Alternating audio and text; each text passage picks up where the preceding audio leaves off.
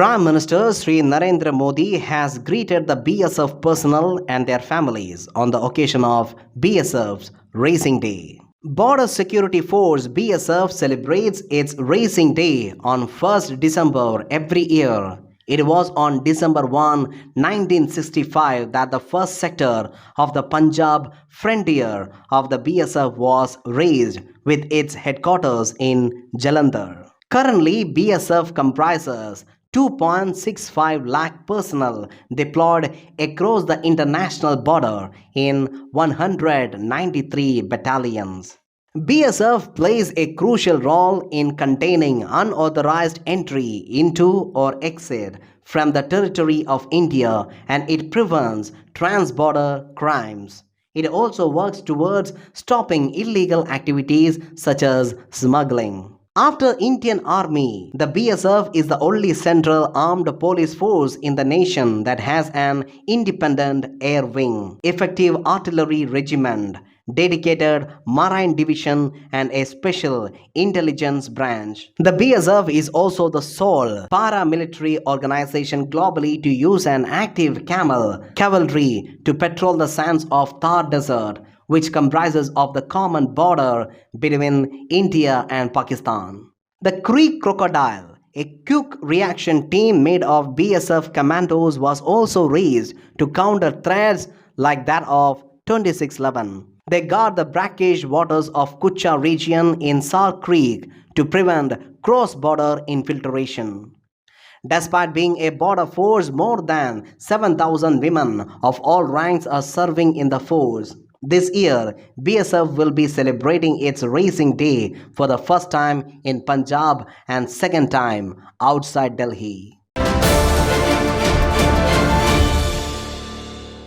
Recently, Central Adoption Resource Authority organized 10 state orientation programs and interactive meets with more than 700 prospective adoptive parents. CARA is a statutory body of Ministry of Women and Child Development, Government of India. CARA is designated as the central authority to deal with inter-country adoptions in accordance with the provisions of the Hague Convention on Inter-Country Adoptions 1993, ratified by Government of India in 2003. CARA primarily deals with adoptions of orphans, abandoned and surrendered children through its associated recognized adoption agencies. In India, a child can be placed with a family under the Hindu Adoption and Maintenance Act 1956 and Juvenile Justice Act 2000. The mandatory registration of childcare institutions and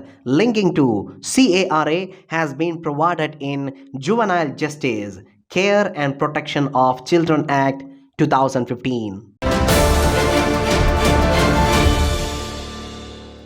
Lake City Udaipur of Rajasthan is all set to host the first G20 Sherpa meeting beginning on 4th December. The 4-day meeting will be presided over by the Indian Sherpa Amitabh Kand. The representatives of 19 countries including from European Union and 9 special invitee countries will take part in the meeting. The correspondent reports that G20 Sherpa meeting will also help in projecting Udaipur as an international tourist destination. India formally assumed the presidency of G20 on the 1st of December. As a host nation, it will set the agenda for the next year's summit meeting to be held in New Delhi. The group of 20 represents almost 85% of the global GDP, about 2/3 of world's population and over 75% of the global trade.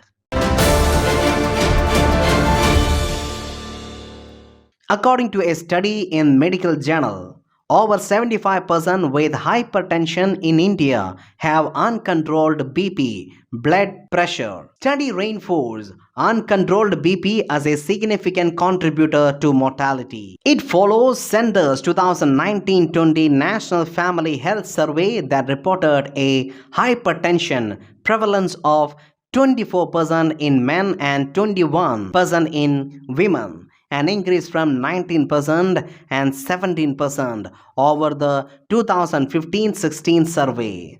Patients with reading of systolic lesser than 140 mmHg and diastolic lesser than 90 mmHg are defined as those with hypertension under control. Hypertension control rate is defined as the proportion of patients with BP under control. The Lancet Regional Health Southeast Asia study is based on a diversified analysis of studies of BP control rates between 2001 and 2022 in India. Despite government efforts, awareness, and better access to healthcare facilities, the number of patients able to control hypertension has only grown from 6% to 23% in the past 21 years. The Lancet researchers included 51 studies involving 3.4 lakh patients. Of these, 21 studies reported poorer BP control rates among males than females, and 6 poorer rates among rural patients. The combined control rate in India in 2001-20 was 18%, with significant increase over the years, reaching 23% in 2016-20. The study indicated significantly better control rates in the south and west and considerably poorer rates among males. Defense Minister Rajnath Singh on Monday held 4th India-France Annual Defense Dialogue with Minister of Armed Forces of France, Sébastien Lecornu, in New Delhi. Defense Ministry said in a statement that the meeting was held in a cordial atmosphere. A wide range of bilateral, regional, defense and defense industrial cooperation issues were discussed in the meeting. Ministers reviewed the ongoing military-to-military cooperation, which has increased substantially in the recent years. They discussed means to strengthen maritime cooperation and increase the scope and complexity of bilateral exercises. They noted with satisfaction that India and France recently held their bilateral air exercise Garuda at Air Force Station Jodhpur successfully. During the dialogue, one of the key areas of discussion was defense industrial cooperation with a focus on Make in India. Future collaborations and potential co-production opportunities were discussed. The ministers agreed that the technical groups from both the countries should meet early next year and take the key cooperation issues forward. The ministers recognized their convergence on number of strategic and defense issues and shared the commitment to work together on enhancing cooperation in bilateral, regional, and multilateral fora with a focus on Indo-Pacific region. France is the current chair of Indian Ocean Commission and Indian SCAN Naval Symposium, and both countries cooperate closely in these fora. National Anti-Doping Agency will host an inclusion conclave to sharpen the focus on anti-doping education and processes for athletes with disabilities. Established by the Government of India with the objective of acting as the independent anti-doping organization for India, having a vision of dope-free sports. It was set up as a registered society under the Societies Registration Act of 1860 on November 2005. The primary function of NADA are as follows: to implement the anti-doping code to achieve compliance by all sports organizations in the country, to coordinate dope testing program through all the participating stakeholders, to promote anti-doping research and education, to inculcate the value of dope-free sports, to adopt best practice standards and quality system to enable effective implementation and continual improvement of the program. Athletes may have illnesses or conditions that require them to take medications or undergo procedures.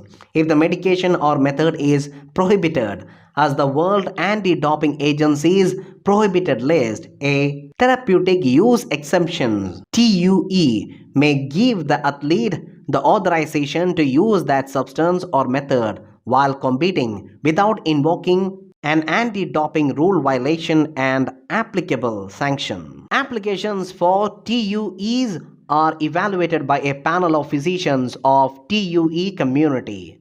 NADA TUEs are only valid for national level competition and out of competition testing. The World Anti-Doping Agency is a foundation initiated by International Olympic Committee to promote, coordinate and monitor the fight against drugs in sports. The agency's key activities include monitoring of the World Anti-Doping Code, whose provisions are enforced by UNESCO International Convention Against Doping in Sports. Lok Sabha Speaker Om Birla on Monday said democracy and democratic values are way of life for the people of India. He was addressing the participants of the 36th Parliamentary Internship Program organized by Lok Sabha Secretariat in Parliament House Complex in New Delhi. Parliamentary Internship Program is being attended by 44 participants from 17 countries. The speaker observed that India has made democracy prosperous through its constitution. Mr. Birla mentioned that Indian traditions and culture follow democratic norms in all spheres of life. He also said that founding fathers of the constitution decided on parliamentary democracy to guide the destiny of people as it is the best form of governance. He added that since then, India has been the guiding spirit of parliamentary democracy for other countries.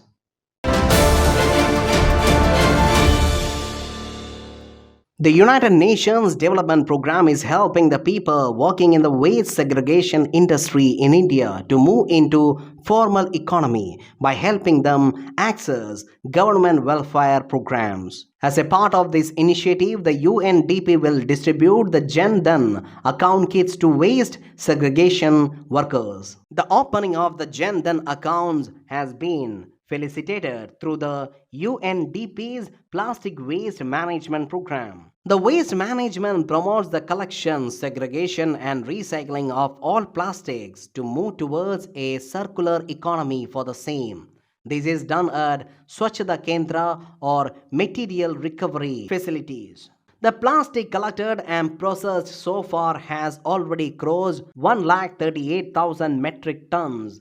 The program also ensures the well-being and financial inclusion of the Safai Sathis or waste pickers by linking them to the social protection schemes. According to the UN agency, a key objective of the program is to help move the sector from informal to formal. This is done by linking them to social protection schemes like Jan Dhan accounts, Aadhaar cards, Ayushman Bharat, pension schemes and scholarships for children, among others.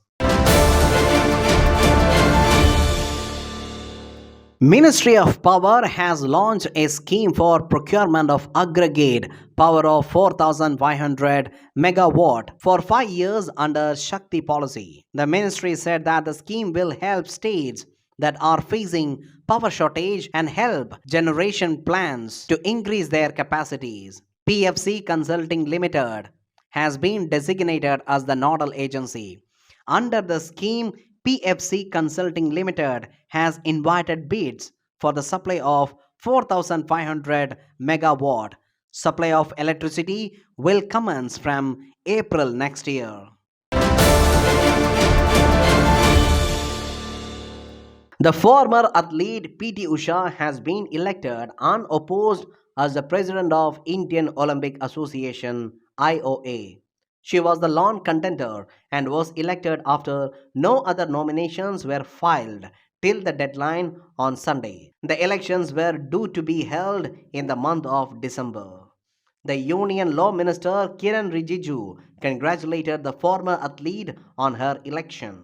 Usha is the first woman to occupy the top job at IOA in its 95-year history, and she is also the first Olympic winner and international medalist to take over the top post. Earlier this year, she was elected as the Member of Parliament in Rajya Sabha. The President of India, Srimati Draupadi Murmu, paid floral tributes to Dr. Rajendra Prasad, the first President of India, on his birth anniversary, 3rd December, at Rashtrapati Bhavan.